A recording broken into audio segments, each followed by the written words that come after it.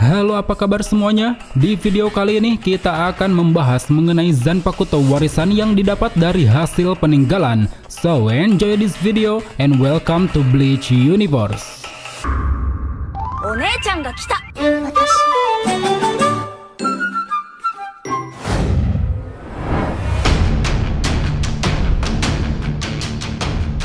Seperti yang kita ketahui, Zanpakuto merupakan bagian dari jiwa Shinigami. Mereka dibentuk dan dibangkitkan berdasarkan sifat naluri serta reatsu Shinigami itu sendiri.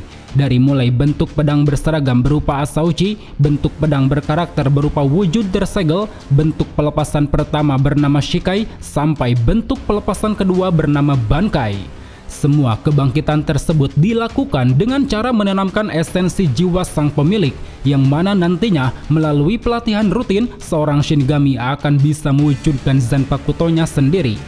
Jadi dengan demikian, secara umum hampir semua Shinigami mendapatkan Zanpakutonya dari nol, yaitu pada saat mereka dipinjami Asauchi oleh Otsunimaya ketika lulus dari Akademi Shino.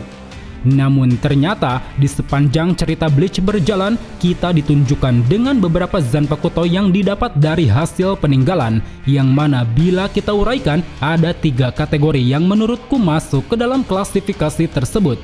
Pertama yaitu Zanpakuto yang diwariskan di setiap keluarga, kedua Zanpakuto yang didapat dari orang lain, dan yang ketiga Zanpakuto khusus yang tidak sembarang orang bisa menggunakannya. Untuk itulah di sini kita telah merangkum beberapa nama Zanpakuto peninggalan atau warisan. Namun sebelum itu perlu dicatat, selain ketiga kategori tadi, semua yang kita masukkan di sini meliputi seluruh aspek cerita Bleach, mau itu filler anime, manga maupun novel. So, tanpa menunggu waktu lama, mari langsung saja kita masuk ke dalam pembahasannya.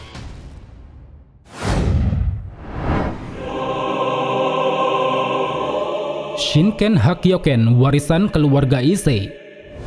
Pada manga chapter 651 dikatakan Zanpakuto Shinken Hakyoken merupakan pedang warisan milik keluarga Issei, keluarga pendeta yang hanya berisikan para perempuan.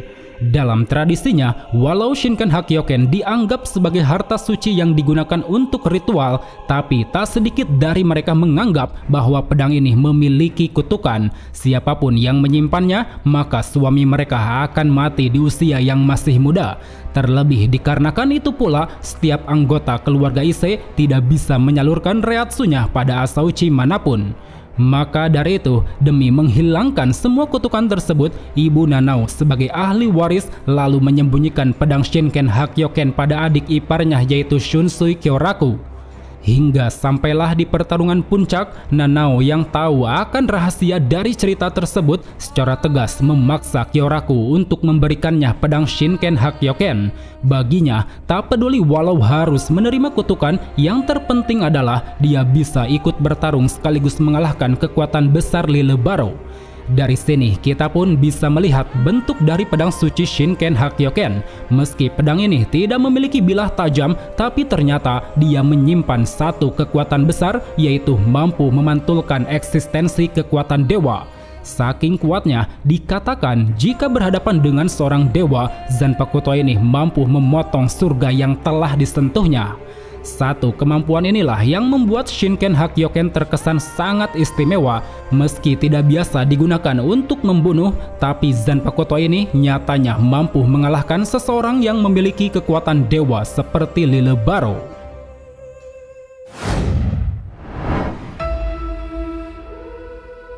Enra Kyoten, warisan keluarga Tsunayashiro. Seperti yang telah diceritakan dalam novel Kenfir Your Own World, Zanpakuto Enra Kyoten merupakan pusaka yang dimiliki oleh keluarga bangsawan agung Tsunayashiro. Dikatakan selama bertahun-tahun tak ada satupun dari mereka yang berani menggunakan Zanpakuto ini. Hal itu dikarenakan Enra Kyoten menyimpan kutukan yang sangat mengerikan. Siapapun yang menggunakannya, maka sisa umur mereka akan diserap secara permanen.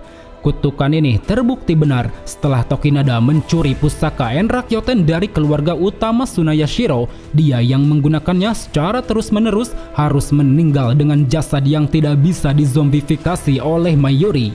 Namun terlepas daripada itu, ketika berada di tangan Tokinada, Zanpakuto ini memiliki kemampuan yang sangat hebat, yaitu mampu meniru kemampuan Shikai milik orang lain.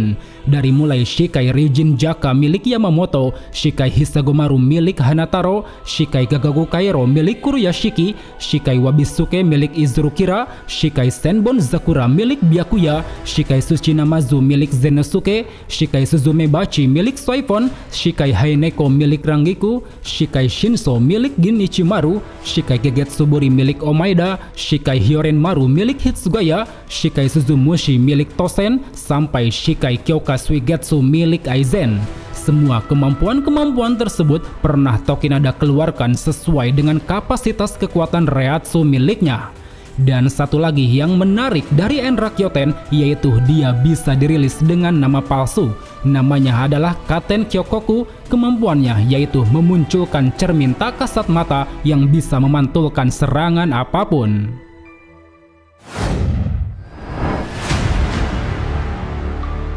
Muramasa, warisan keluarga Kuchiki. Terdapat misteri yang cukup menarik mengenai Zanpakuto 1 ini, dari mulai bagaimana bentuknya, seberapa besar kekuatannya, ataupun siapa yang pernah menggunakannya. Karena sejauh ini Zanpakuto Muramasa sempat disinggung di dua versi cerita berbeda, yaitu dari cerita novel Kenfirior Onward dan juga dari cerita filler anime bertajuk Zanpakuto Rebellion. Dalam cerita novel Kenfirior Onward dikatakan bahwa Muramasa merupakan sebuah Zanpakuto warisan dari salah satu keluarga bangsawan agung. Kemampuannya terbilang merepotkan, yaitu dapat mengendalikan Zanpakuto lain.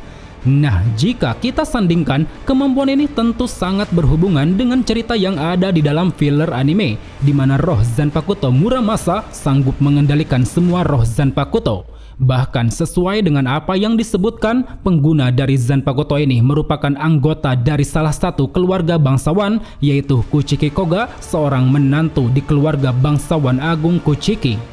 Maka dari itu, menurutku, bentuk dan kemampuan Muramasa yang ada di dalam novel tidak berbeda jauh dengan yang ada di filler anime, di mana dia memiliki bentuk layaknya katana biasa dengan gagang berwarna ungu dan subah berbentuk lingkaran. Ketika shikainya dilepaskan, pengguna dapat menciptakan gelombang besar berwarna ungu. Siapapun yang terkena gelombang tersebut, maka Zanpakuto mereka akan bergerak sesuai dengan perintah pengguna. Lalu pada saat bangkainya diaktifkan, pengguna akan dapat memunculkan manifestasi dari roh Zanpakuto Muramasa, seolah mencerminkan kekuatan sejatinya. Di sini Muramasa mampu mengendalikan sekaligus memanifestasi setiap Zanpakuto ke dunia nyata, yang mana hal itu dilakukan dengan cara masuk ke dunia batin si target dan memaksa roh Zanpakuto mereka untuk tunduk pada kehendaknya.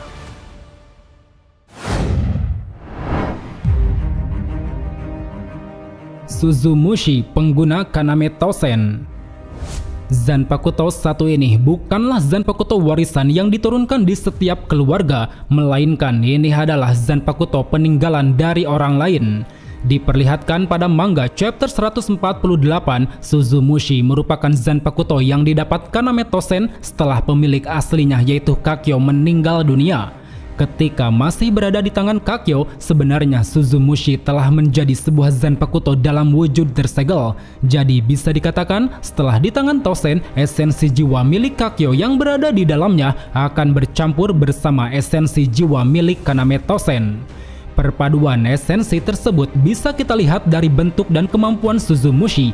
Dari segi bentuk, Zanpakuto ini masih memiliki subah berupa tetesan air mata, yang mana itu seolah menggambarkan kesedihan Tosen atas meninggalnya Kakyo akibat ketidakadilan dunia.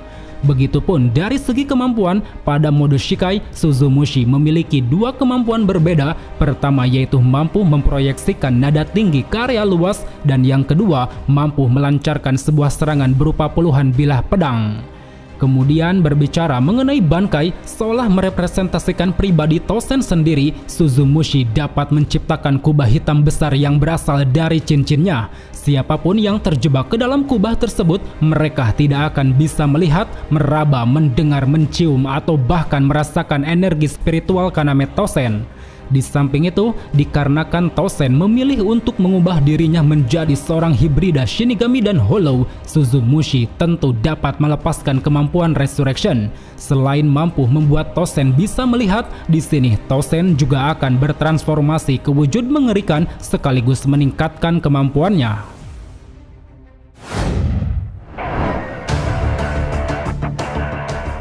Nozarashi, pengguna Kenpachi Zaraki.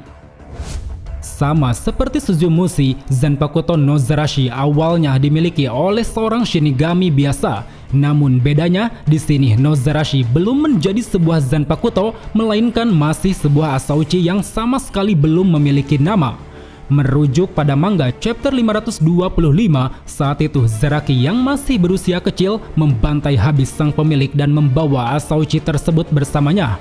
Dari sanalah, dengan kekuatan besar milik Zaraki, Asauchi yang awalnya terlihat biasa saja berubah menjadi Zanpakuto yang memiliki potensi besar.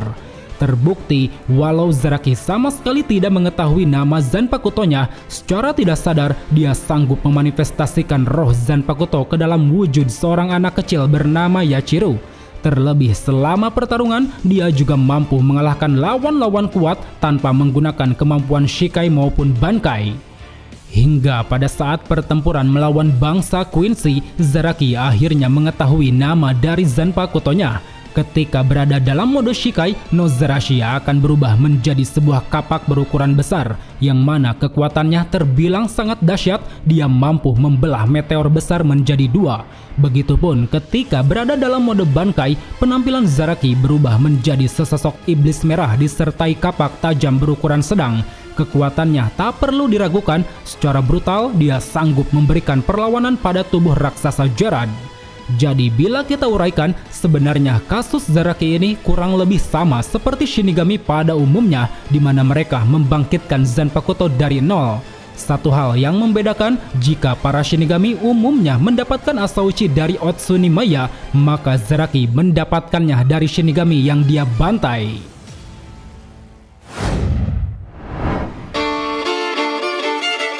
Mirokumaru, pengguna Sena. Diceritakan dalam movie berjudul Memories of Nobody, Mirokumaru merupakan Zanpakuto yang telah hilang sekitar 100 tahun lalu. Dia dinyatakan telah diserap oleh Valley of Screams, sebuah kantong ruang yang tercipta dari kumpulan objek bernama Blanks. Tidak diketahui siapa pemilik asalnya, tapi melihat apa yang diceritakan, pemilik Mirokumaru mungkin adalah salah satu dari keluarga Ryodoji, sebuah keluarga bangsawan yang telah diasingkan ke dalam Dangai pada 1000 tahun lalu. Kemudian setelah bertahun-tahun lamanya, Zanpakuto Mirokumaru kembali muncul di dunia manusia dengan pemilik baru bernama Sena. Hampir sama kasusnya seperti Valley of Screams, Sena ini merupakan objek yang tercipta dari ingatan para Blanks. Jadi tidak heran jika Zanpakuto Mirokumaru yang telah diserap oleh Valley of Screams bisa terlahir kembali melalui Sena. Dalam bentuknya yang tersegel, Mirokumaru menyerupai katana biasa dengan gagang berwarna merah dan suba berbentuk persegi. Sedangkan pada saat Shikainya dilepaskan, bentuknya berubah menjadi tongkat berwarna emas dengan 3 bulatan cincin di atas dan bilah runcing di bagian bawah. Belum diketahui bentuk dan kemampuan dari bangkainya, tapi satu hal yang pasti, ketika Shikainya diaktifkan, Mirokumaru dapat melancarkan sebuah serangan tornado, yang mana serangan ini cukup kuat untuk membabat habis ratusan makhluk Blanks.